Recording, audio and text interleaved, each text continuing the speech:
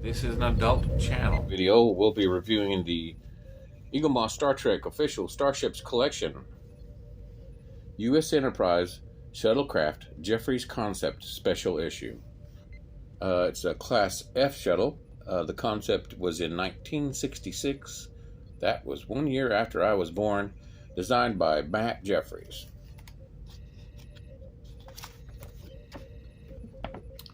And there is the front, I guess you call it profile view. This is actually, the slide area is actually in the magazine, part of it, the graphic. So it's pretty unique.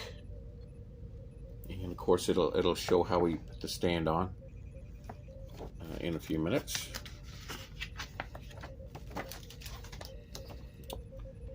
This was a rejected concept.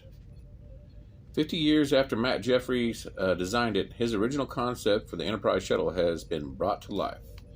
Yes, this is the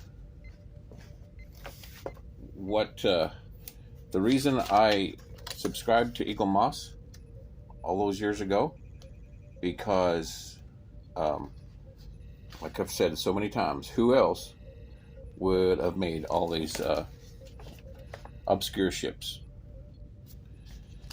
And here's another picture of it.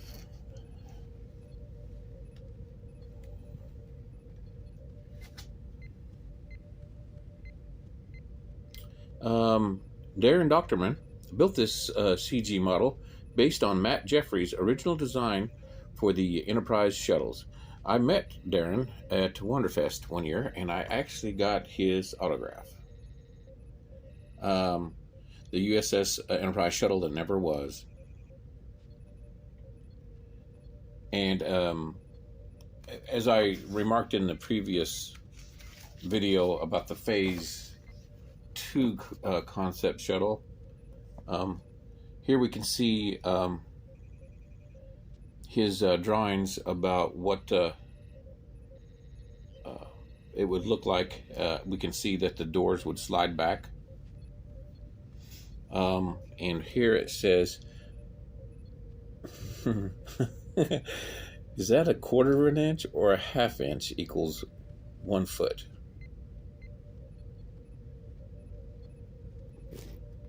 What the heck?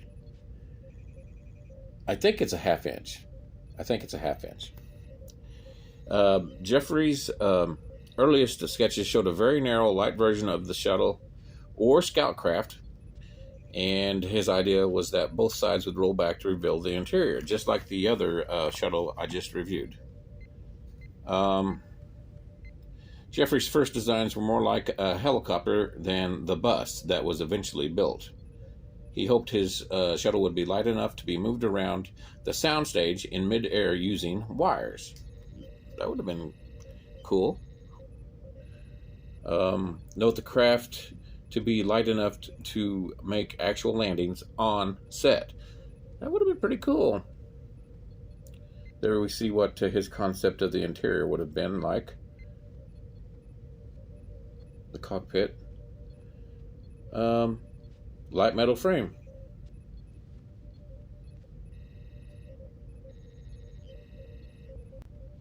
Entire side slides aft as door.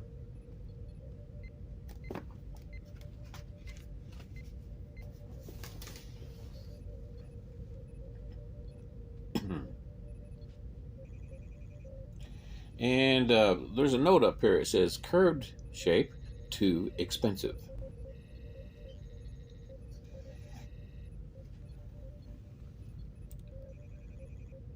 Jeffries revised his drawings to accommodate more crewmen and allow for action inside, but the curved design was too challenging to build in the available time, and evidently expensive. Here's a drawing. That's kind of cool. Let's see here. More concept drawings. that half an inch to a foot, it's going to be able to give me a scale. Jeffries produced these drawings to show what his finished design would look like. And here is an awesome graphic that one of the things I love about these physical magazines. Dr. Mann's model is closely modeled on Jeffries' original sketches. The shuttle was named after the Iranian Iranian astrologer al-Biruni at Mike Okuda's suggestion. The Arabs invented math, I believe, and astronomy. Even though this is astrologer, look at that graphic.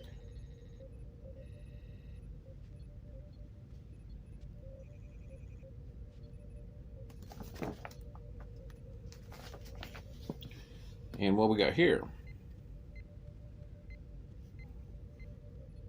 When AMT agreed to build the shuttle, they sent the work out to Gene Winfield, who commissioned this concept sketch from a company in San Francisco, or was produced by Toman Kellogg. That's pretty sharp looking. I like that. Jeffries asked for some changes to Winfield's design for the shuttle, which he recorded in this scale drawing.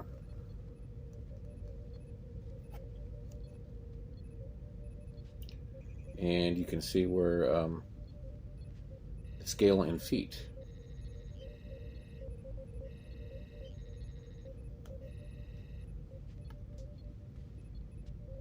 As designed and built by AMT Phoenix, to suit AMT's manufacturing capability, interior was also by AMT. And AMT stood for what? Aluminum model or all metal? I can't remember now. And here we have the scale. 1/4 inch equals 1 foot. Jeffries also produced these drawings showing the shuttle from all necessary angles. All the different versions of the shuttle were built at Winfield's Speed and Custom Shop, a subsidiary of AMT that was based in Phoenix, Arizona.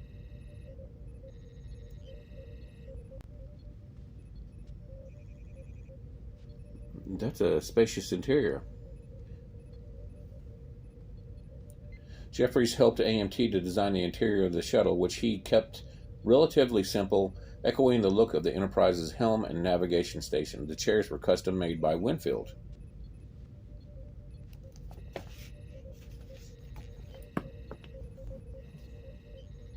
Jeffries had always intended the fantail of the back of the Enterprise to be doors to the shuttle bay or hangar deck. It was only now that he worked out the detail of what the inside would look like. We got a turntable and an elevator. We saw the turntable many times. I never saw it elevate. At least I don't remember. Jeffries gave his scale drawings to Richard Dayton, who built a 1/12 scale model of the hangar bay that could be used to film the visual effects. 1/12 is a popular action figure scale these days. We see a control arm, turntable, elevator, observation corridor. So it was 1/12 scale is what we saw in the TV series. What is that? Jeffries was keen to design something that was light enough to create the illusion of flight on the soundstage by using wires. He really wanted to do that. We've seen that before.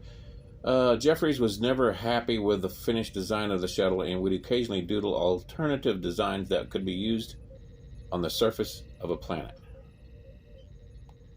That says tug, converted to farm vehicle.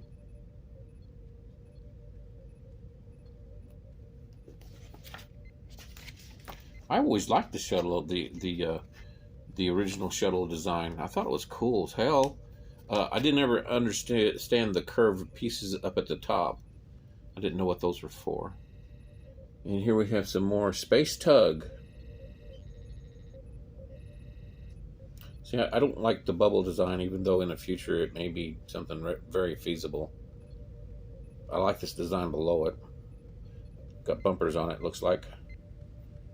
And these are cool looking at his designs. Delivery vehicle. Space dock utility craft. Proximity. I don't know what that word says. Light. And then, of course, he's got the scale, which is sweet. 1/4 inch to 1 foot on that one. And we have some more details. Yeah, he really got into it. Auxiliary service unit. Space Tug. And I'm sure we'll, in the future, one of these days, have some sort of Space Tug. Right now, it's the thruster suits that we use. Let's look at the ship.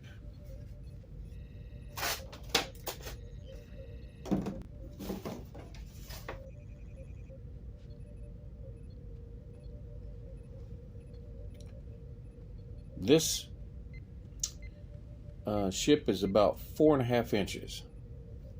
So if we, I already did the math, if we go 1/2 inch is 1 foot, that's going to make it, that's not right. It would make it like 1/24 scale. That's almost 1/18 scale for an action figure to fit in. So I went by the 1/4 inch equals 1 foot, and I came up with 1/48 scale. And I could probably deal with that, even though that might be wrong. Going by his scale in his in the book, that's what I'm going to have to call it. I don't have any other way to do it other than to try to use a 6 foot person.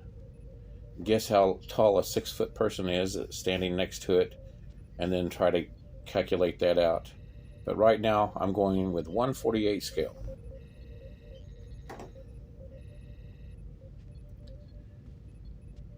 Now this door doesn't slide back. It looks like it opens out or down, and it does have the that Iranian's name on it.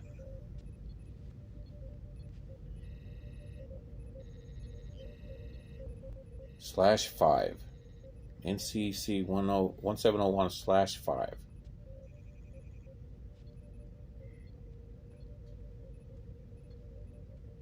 I like that detail on top.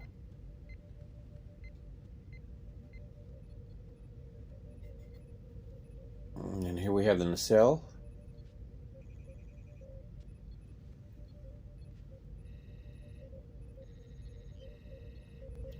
There's a big gap there. Look at that gap.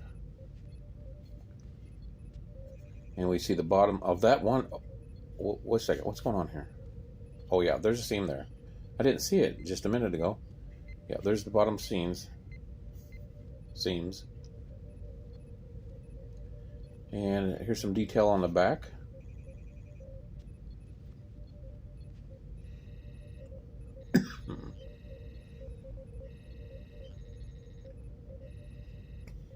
You can see where there's a seam that goes around it, where they fit the two models together, or two pieces, two halves, I suppose. And so this is a skid that it lands on. And I remember in the pictures earlier that this is also a landing gear that comes down, because I don't think it's big enough for a human to walk out of. But I do remember a foot sticking down out the back in some of the pictures. So we had 2 skids and a foot in the back to give it some stability. And there's a pretty big gap there. The nacelles are just white, and the this color here is like an off-white. Of course, we got gray back here. And then we have this ribbing here that's gray. So it's basically off-white and gray, not counting the pennants.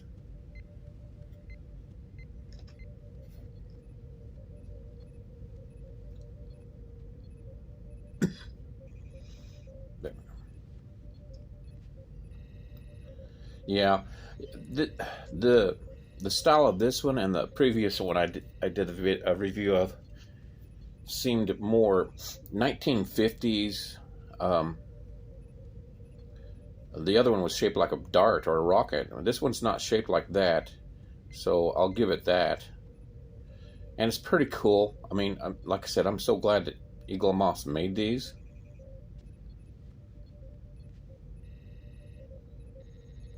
But with all this this nacelle sticking out to the side there, you know, you could be asking for collisions.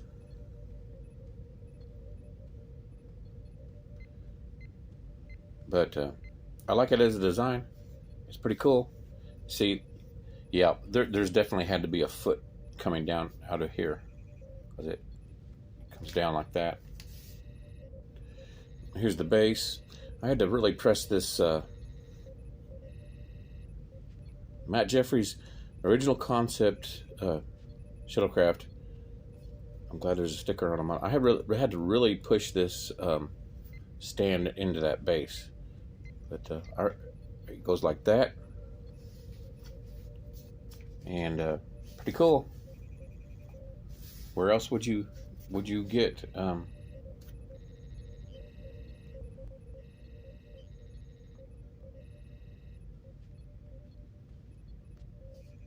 one of these? Where else? I'm glad that Darren made this 3D model. I'm sure there's other guys that are making lots of 3D models, but I'm happy with this. It's not phase 2, it's just the concept, but I'm gonna fit it in with my phase 2 ships. Thanks for watching. We'll see you next video.